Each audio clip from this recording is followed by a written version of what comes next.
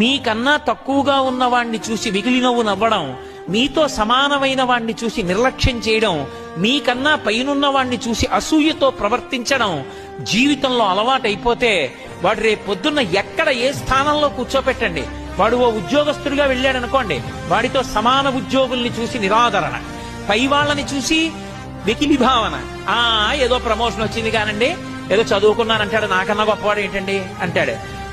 తనకన్నా కిందవాణ్ణి చూస్తే అహంకారం, నిర్లక్ష్యంతో ప్రవర్తిస్తాడు. తనకన్నా కిందవాళ్లు తనని చూసి సంతోషించరు, సమానులు సంతోషించరు, పైవాళ్లు సంతోషించరు, తన అహంకారానికి తానొక్కడే సంతోషిస్తుంటాడు. అటువంటి వాడికి ఆపదొస్తే కాపాడేవాడు ఎవ్వడూ ఉండడు.